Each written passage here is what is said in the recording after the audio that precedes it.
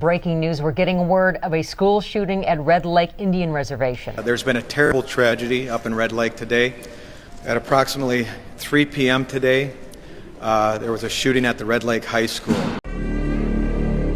March 21st, 2005. In the quiet community of Red Lake, Minnesota, the silence was shattered. What unfolded was one of the deadliest school shootings in U.S. history. But this wasn't just another tragedy. It was deeply tied to pain, isolation, and a troubled soul. The Red Lake Indian Reservation is home to the Red Lake Band of Chippewa Indians, a proud, resilient community. But in 2005, many were struggling with poverty, mental health issues, and disconnection from the outside world. Before we get into the rest of the video, let me tell you a little about the shooter, because understanding how we got here means understanding who he was. Jeff Weise was born on August 8, 1988, in Minneapolis, Minnesota. He was a member of the Red Lake Band of Chippewa, but from an early age, life seemed determined to break him. Jeff's parents split early. His father, Darrell Lussier Sr., was a tribal police officer, but also deeply troubled. When Jeff was just 8 years old, his father died by suicide during a standoff with police. That trauma would haunt Jeff for the rest of his life. His mother, Joanne Weise, later suffered a traumatic brain injury in a car accident and was institutionalized. Jeff was left without the people he needed most. He was sent to live with his grandparents on the Red Lake Reservation. He barely spoke. He kept to himself. Teachers described him as polite but isolated. At school, he was bullied for his appearance and for being different. He wore all black. He drew violent, eerie images. He was fascinated with horror. Online, Jeff found an escape, but not a healthy one. He frequented forums related to goth subculture and even white supremacy. He posted disturbing comments on Nazi-themed websites, idolizing Adolf Hitler and infamous school shooters like those from Columbine. At just 16, Jeff was already on multiple psychiatric medications. He was seeing therapists, but the darkness inside him only grew. Behind closed doors, Jeff Weise was planning something no one in Red Lake could have imagined, but he was leaving clues. March 21st, 2005, it was a Monday. Students at Red Lake High School were halfway through the afternoon, going about their routines. Homework, hall passes, hallway conversations, just another ordinary school day. But just a few miles away, something horrifying had already begun. At home, 16-year-old Jeff Weise made his move. He walked up to his grandfather, Darrell Lussier, a respected tribal police officer, and shot him dead with his own handgun. Then he turned the weapon on his grandfather's girlfriend, 32-year-old Michelle Sagana, killing her too.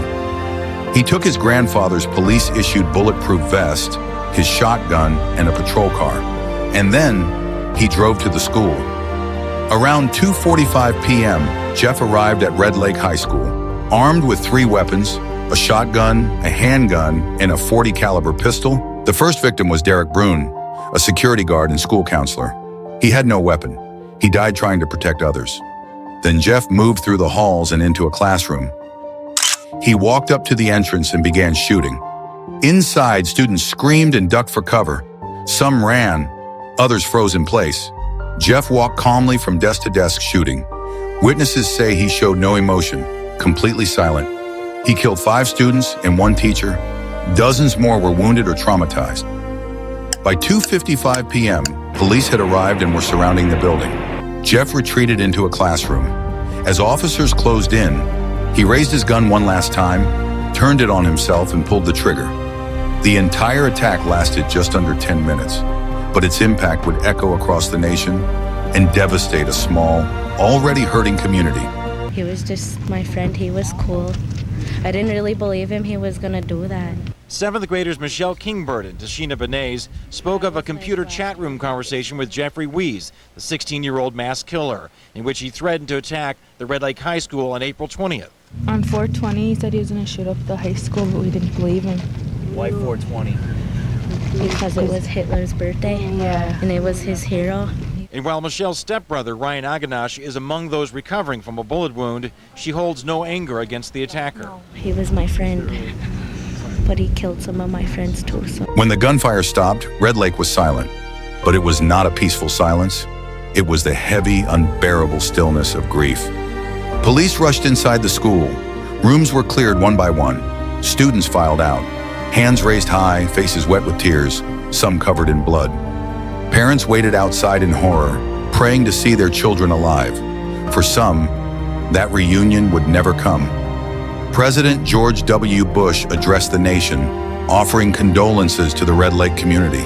Flags across the country were flown at half-staff. But for Red Lake, words alone could not heal what had been shattered. Investigators combed through Jeff Weise's past, his online activities, his mental health records, his sketches and writings. They found a young man obsessed with violence, consumed by loneliness, and reaching out into the void for meaning, but finding only darkness. The Red Lake Band of Chippewa declared a state of emergency. Tribal leaders called for healing, not just from the shooting, but from the deep wounds already rooted in generations of loss, poverty, and trauma. Sometimes we feel like we've been forgotten. Former Red Lake High School teacher Missy Dodds believes many have forgotten the horror her community experienced 20 years ago. But for those who lived through it, the memories still haunt them. So 20 years ago, when the shooting occurred, I had to take time off. I have not gone back to the classroom. I spent probably 10 years healing myself, working on myself, working through the trauma of that day, the survivor's guilt. And then I became a survivor, which is different than a victim. A victim is you're not able to use your voice, you're not able to talk. But once you become a survivor, you can speak your truth. And that truth is helping Missy and her former student Star Jourdain, who was just 15 years old when tragedy struck, find their voice and work to bring their community together to heal. Star now teaches in the same school where she witnessed the killing of her classmates. Some of the kids that I work with, their moms and their dads are there that day. So you could see the generational trauma there. They do bring it up, but it's kind of hard to talk about. Hard to speak about the horror she saw that day. What she can talk about is the movement to build a permanent memorial to Red Lake so that day is never forgotten. Throughout the years, like everyone just kind of drifted apart like that and just went their own ways of healing.